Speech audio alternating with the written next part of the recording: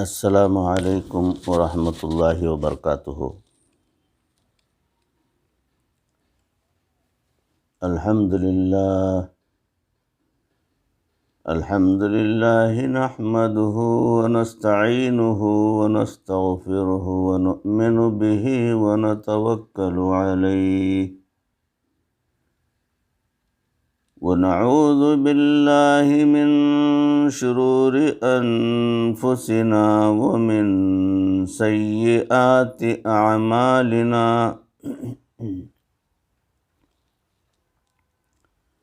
من يهده الله فلا مضل له ومن يضلله فلا هادي له ونشهد أن لا إله إلا الله وحده لا شريك له ونشهد أن سيدنا ومولانا محمدا عبده ورسوله أرسله بالحق بشيرا ونذيرا وداعيا إلى الله بإذنه وسراجا منيرا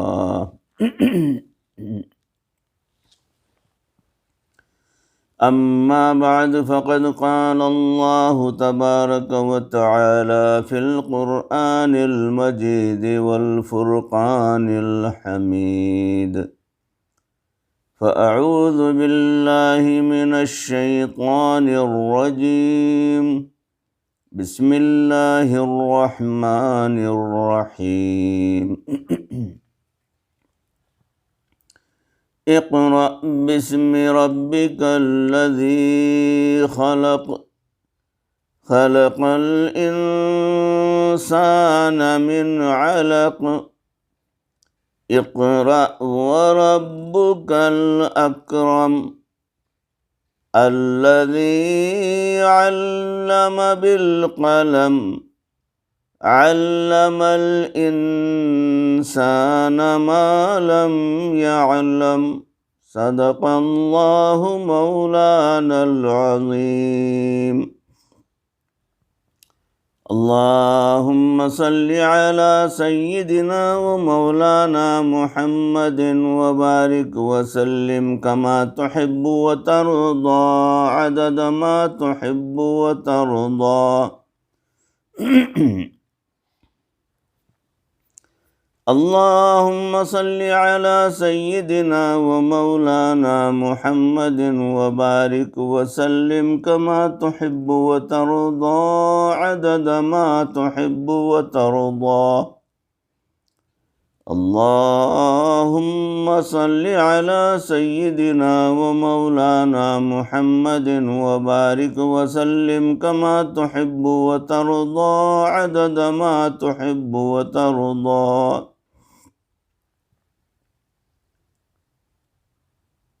محترم ناظرین، سامعین، بھائیوں، بزرگوں اور دوستوں اور معزز خواتین، ہماری ماں بہنوں، اللہ رب العزت اپنے بندوں کو جہنم سے بچانے کے لیے اور ہولناک عذاب سے اپنے بندوں کو یاد دہانی کرا کر، ان کو اس سے آشنائی کرا کر، ان تمام برائیوں سے بچنے کے لیے اپنے کلام مجید میں مختلف مقامات پر اس سے وعید کے تعلق سے، جہنم سے بچنے کے تعلق سے، گناہوں سے بچنے کے تعلق سے مسلسل آیات نازل فرمائے ہیں۔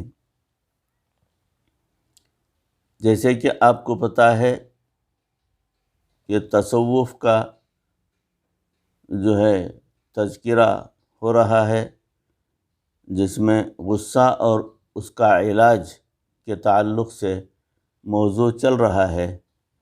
اسی موضوع کی یہ کڑی آپ تمام احباب کے سامنے رکھنے کی کوشش کر رہا ہوں۔ غور سے سماعت فرمائیں۔ پروردگار ہمیں ان کہی سنی باتوں پر عمل کرنے کی توفیق بھی عطا فرما دے۔ نبی صلی اللہ علیہ وسلم کی خدمت میں ایک نوجوان آیا۔ اس نے بلا واسطہ آ کر عرض کیا کہ اللہ کے نبی صلی اللہ علیہ وسلم مجھے زنا کی اجازت دے دیجیے۔ استغفر اللہ۔ اس کے جواب کا ایک طریقہ تو یہ تھا کہ اللہ کے نبی صلی اللہ علیہ وسلم غصے میں آ جاتے اور فرماتے کہ تم حرام کو حلال کروانے آ گئے، تمہیں شرم نہیں آتی؟ لیکن نہیں، بلکہ اللہ کے محبوب صلی اللہ علیہ وسلم نے ارشاد فرمایا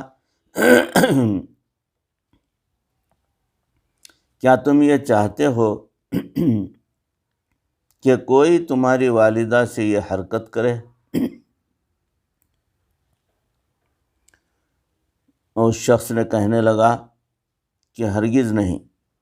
پوچھا بیوی سے اس قسم کی حرکت کرے؟ کہنے لگا کہ بالکل نہیں۔ بہن سے اس قسم کی حرکت کرے؟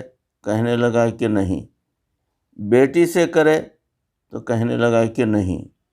پھر آپ صلی اللہ علیہ وسلم نے ارشاد فرمایا کہ تم جس سے زنا کرو گے وہ یا تو کسی کی ماں ہوگی، یا کسی کی بیوی ہوگی، یا کسی کی بہن ہوگی، یا کسی کی بیٹی ہوگی۔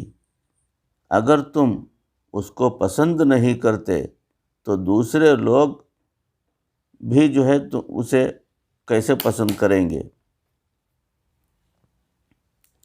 جب اتنا سمجھایا تو اس کے ذہن میں بات آ گئی، لیکن فقط سمجھانے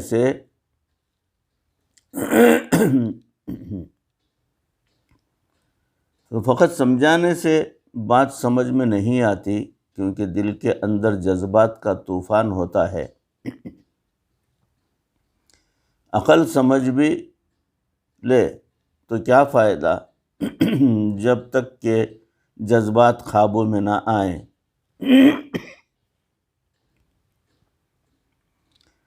اس کے لیے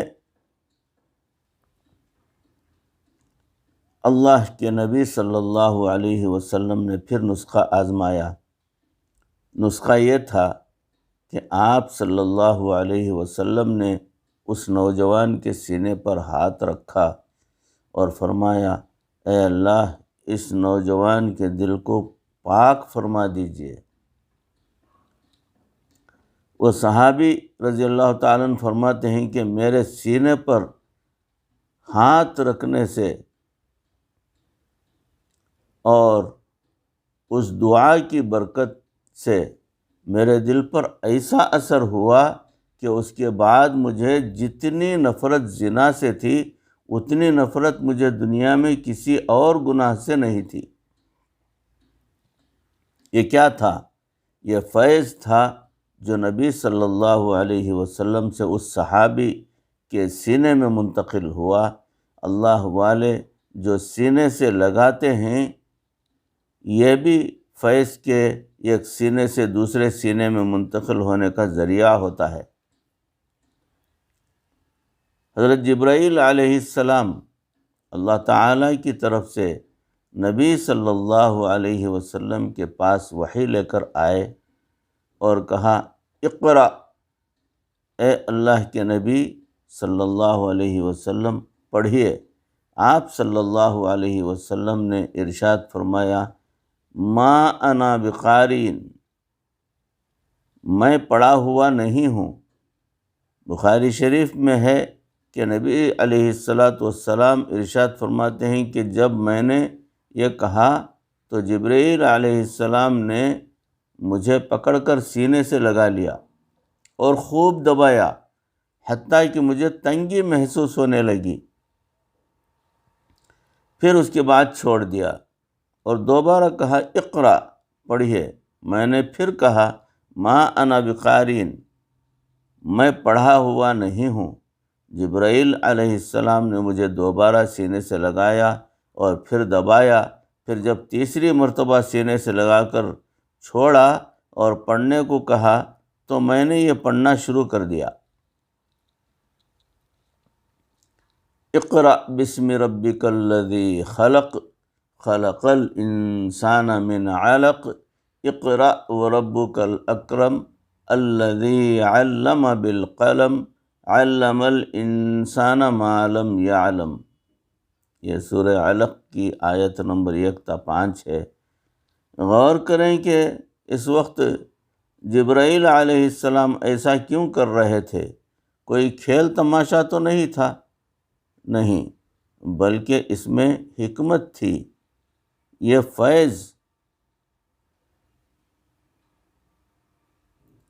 فیض تھا جو منتقل ہو رہا تھا، اسی کو تو توجہ کہتے ہیں۔ حدیث پاک میں آیا ہے کہ ایک مرتبہ نبی صلی اللہ علیہ وسلم تشریف فرما تھے، اسی اثناء میں جبرائیل علیہ السلام ایک صحابی حضرت دحیہ قلبی رضی اللہ تعالیٰ عنہ کی شکل میں آئے اور نبی صلی اللہ علیہ وسلم کے سامنے بیٹھ گئے۔ رکبتاً الی رکبتہ، انہوں نے اپنے گھٹنے نبی صلی اللہ علیہ وسلم کے گھٹنوں کے ساتھ لگا دیے۔ اس کے بعد سوال پوچھے۔ سوال پوچھنے کے لیے تو شاگرد کو پیچھے ادب سے بیٹھنا چاہیے، مگر اس کی کیا وجہ تھی کہ جبرائیل علیہ السلام اتنا قریب آ کر بیٹھ گئے کہ گھٹنوں سے گھٹنے مل گئے؟ اس کا ایک ہی جواب ہے کہ وہ اللہ رب العزت کی طرف سے جو برکات اور تجلیات لے کر آئے تھے وہ نبی علیہ السلام تک پہنچنی تھی، اور اس کی اس وقت یہی صورت تھی۔ دوسرے لفظوں میں یہ فیض کا انتقال تھا، ایک بدن سے دوسرے بدن میں منتقل ہونے کے تعلق سے جو ہے وہ کیا گیا تھا، تو اس لیے ان کا بیٹھنا جو ہے اس قسم کا تھا موقع کی مناسبت سے۔ بات یہ چل رہی تھی کہ شہوت اور غضب کو کنٹرول کرنے کے لیے شیخ کی ضرورت ہوتی ہے۔ البتہ اگر آپ یہ کہیں کہ میں اپنی شہوت اور غضب کو کنٹرول کر لوں گا تو بہت اچھی بات ہے۔ اگر آپ خود کنٹرول کر سکتے ہیں تو پھر واقعی آپ کو شیخ کی ضرورت نہیں ہے۔ کون کہتا ہے کہ پیر و مرشد سے اصلاحی تعلق قائم کرنا فرض ہے؟ اللہ کرے کہ فرشتوں والی یہ صفت آپ کو بغیر استاد کے حاصل ہو جائے، لیکن یاد رکھنا کہ نفس آپ کو ایسا دھوبی پٹڑا لگائے گا کہ آپ سمجھ رہے ہوں گے کہ میں اپنا علاج کر رہا ہوں، اور حقیقت اس وقت کھلے گی جب معاملہ کہیں کا کہیں پہنچ چکا ہوگا۔ یہ نفس انسان کی آنکھوں پر ایسی پٹی باندھتا ہے کہ اس کو کچھ ہوش ہی نہیں رہتا۔ مشائخ کا یہ اصول نہیں ہوتا کہ ہر آنے والے کو ایک ہی دوائی دے دی جائے، بلکہ ہر آنے والے کی طبیعت کو دیکھ کر اس کے مطابق دوائی تجویز کرتے ہیں۔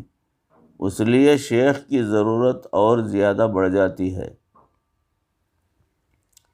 اورنگزیب عالمگیر رحمۃ اللہ علیہ کے پاس 2 بندے لائے گئے، ان دونوں نے ایک جیسا ہی گناہ کیا تھا۔ اورنگزیب عالمگیر رحمۃ اللہ علیہ نے ان میں سے ایک کے بارے میں فرمایا کہ اس کو 10 جوتے لگاؤ۔ چنانچہ اس کو جوتے لگائے گئے۔ پھر دوسرے کو بلا کر اس کی طرف غصے کی نظر سے دیکھا اور فرمایا آپ نے بھی یہ کیا؟ اس کے بعد فرمایا کہ چلے جاؤ یہاں سے۔ وہ چلا گیا۔ بعد میں لوگوں نے اورنگزیب عالمگیر رحمۃ اللہ علیہ سے کہا کہ آپ کا عدل تو بڑا مشہور ہے، مگر ان دونوں کا ایک جیسا جرم تھا، اور آپ نے ایک کو تو جوتے لگوائے اور دوسرے کو فقط تنبیہ کر کے بھیج دیا۔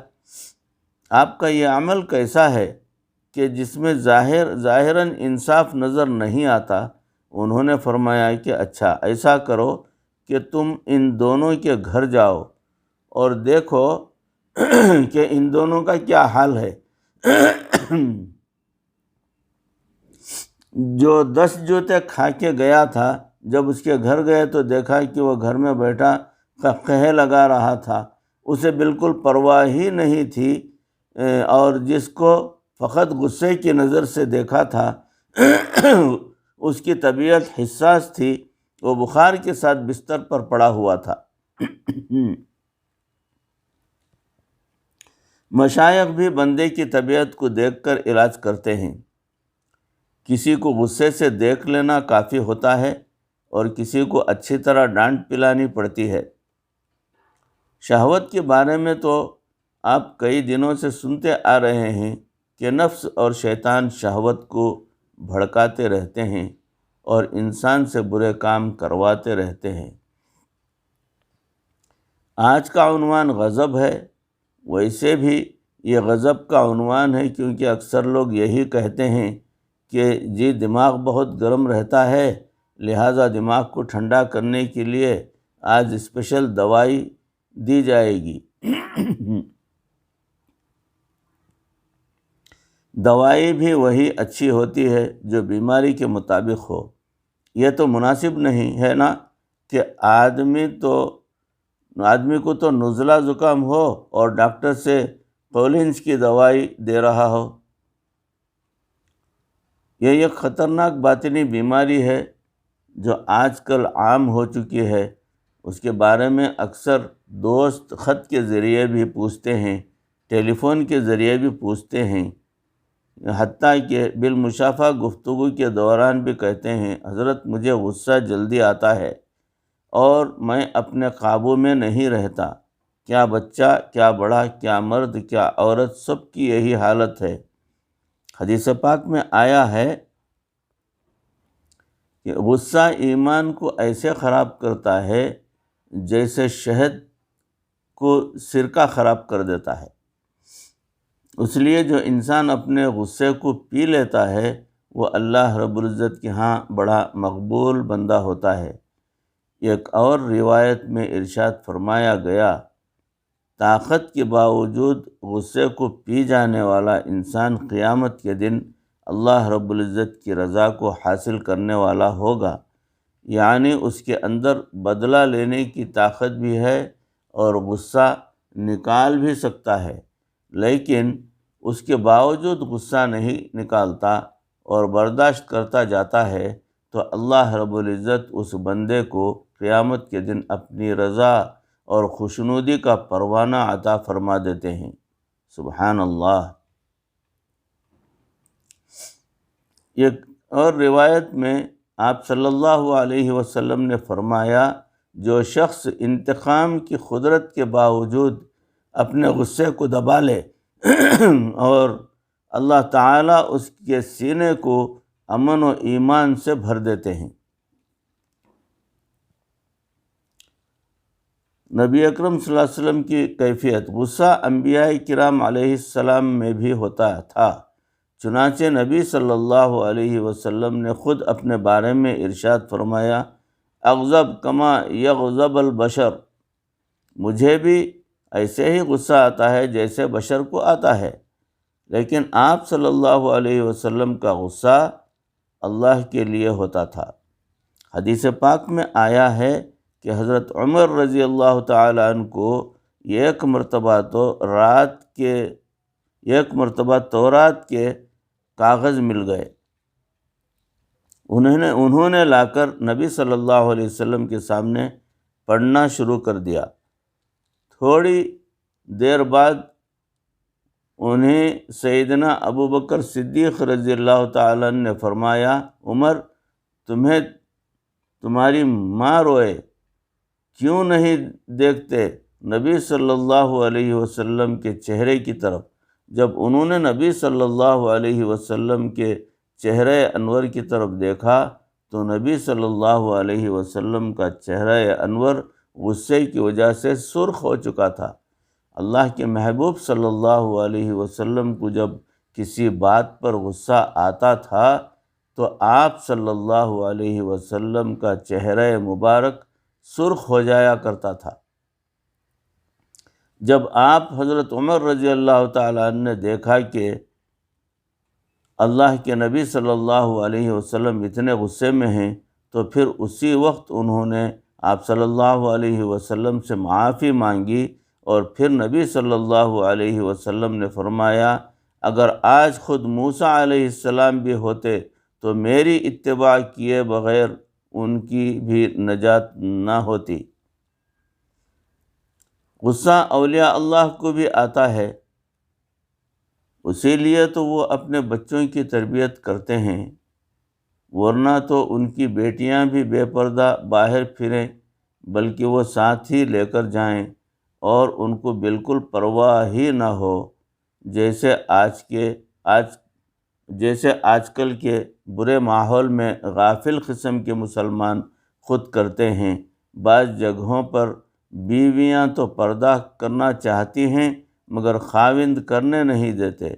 پچھلے دنوں ایک عالمہ لڑکی کو اس لیے طلاق ہوئی کہ اس کا خاوند کہتا تھا کہ تو نے بے پردہ ہو کر میرے ساتھ چلنا ہے۔ اللہ تعالیٰ ارشاد فرماتے ہیں جاہد الکفار والمنافقین واغلظ علیہم، سورہ تحریم کی 9ویں آیت ہے۔ مفہوم ہے جہاد کیجئے کفار اور منافقین سے اور ان پر سختی کیجئے۔ قرآن مجید کی یہ آیت بتا رہی ہے کہ جہاں ایمانی معاملہ ہے وہاں انسان کے پاس غضب کا ہونا ایک رحمت ہے۔ اولیاء اللہ اسی وجہ سے غیر شرعی امور پر غصہ کا اظہار فرماتے ہیں۔ ایک حدیث پاک میں آیا ہے اکثر لوگوں کے دوزخ میں جانے کا سبب ان کا غصہ ہوگا۔ اس کے لیے کئی وجوہات ہیں، مثلاً غصے کی وجہ سے دوسرے کے دل آزاری ہوتی ہے، یعنی غصے میں کوئی ایسی بات کر دی کہ دوسرے کا دل دکھ گیا، اور کسی کے دل کو دکھ پہنچانے سے بڑا کوئی اور گناہ نہیں ہے۔ کئی مرتبہ تو ایسا ہوتا ہے کہ غصے میں طلاق دے دیتے ہیں، اور جب تھوڑی دیر کے بعد دماغ ٹھنڈا ہوتا ہے تو بیوی کو کہہ دیتے ہیں کہ کسی کو نہ بتانا۔ اس کے بعد میاں اور بیوی دونوں بغیر نکاح کے اسی طرح اپنی باقی زندگی گزار دیتے ہیں، اور اولاد بھی ہو رہی ہوتی ہے۔ یہ قرب قیامت کی علامت میں سے ہے۔ حدیث پاک میں ہے کہ قرب قیامت کی علامات میں سے یہ ہے کہ خاوند اپنی بیوی کو طلاق دے گا اور پھر وہ بغیر نکاح کے اسی کے ساتھ اپنی بقیہ زندگی گزارے گا۔ گویا غصہ ایسا گناہ کرواتا ہے کہ پھر وہ ساری زندگی گناہ میں ملوث ہی رہتا ہے۔ ان وجوہات کی بنا پر غصے کا کنٹرول میں ہونا انتہائی ضروری ہے۔ علماء نے لکھا ہے کہ غصے کا جلدی آنا کمزور ہونے کی نشانی ہے۔ مثال کے طور پر صحت مند بندے کی نسبت بیمار کو جلدی غصہ آتا ہے، جوان کی نسبت بوڑھے میں غصہ جلدی آتا ہے، اور اسی طرح مرد کی بنسبت عورت میں غصہ جلدی آ جاتا ہے۔ نبی اکرم صلی اللہ علیہ وسلم نے صحابہ کرام رضی اللہ عنہم سے پوچھا کہ پہلوان کون ہے؟ عرض کیا اے اللہ کے نبی صلی اللہ علیہ وسلم، جو دوسروں کو گرا دے وہ پہلوان ہے۔ فرمایا نہیں۔ صحابہ نے عرض کیا اے اللہ کے محبوب صلی اللہ علیہ وسلم آپ فرما دیجئے۔ نبی صلی اللہ علیہ وسلم نے ارشاد فرمایا پہلوان وہ ہے جو اپنے غصے کو قابو پا لے، وہی پہلوان ہے جو اپنے غصے پر قابو پا سکتا ہو۔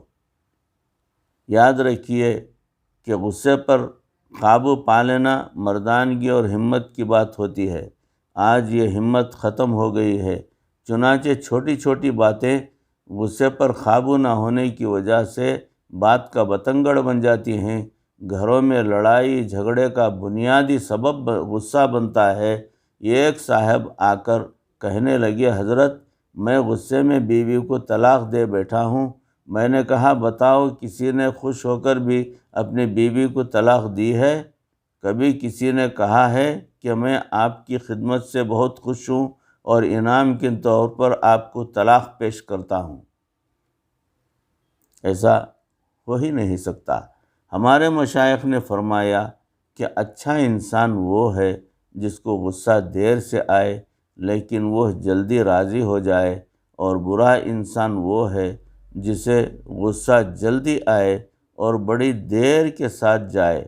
آج ہماری اس بیماری کی کیٹیگری یہی ہے کہ ہمیں غصہ آتا تو جلدی ہے لیکن جاتا دیر سے ہے۔ اس لیے ہمیں چاہیے کہ اگر کسی وجہ سے غصہ آئے تو اگر دوسرا فریق معافی مانگ لے تو دل سے فوراً ناراضگی دور کر دینی چاہیے۔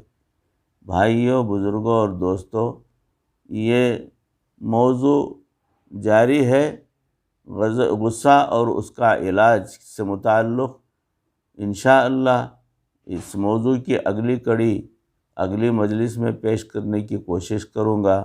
اللہ رب العزت کہی سنی باتوں پر اس عاجز کو بھی، آپ تمام کو بھی عمل کرنے کی توفیق عطا فرمائے۔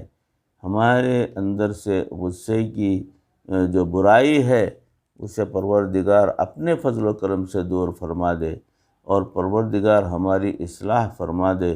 مرتے دم تک پروردگار کسی کا محتاج نہ بنائے، کلمے والی موت پر ہمارا خاتمہ فرمائے۔ وآخر دعوانا ان الحمد للہ رب العالمین۔ السلام علیکم ورحمۃ اللہ وبرکاتہ۔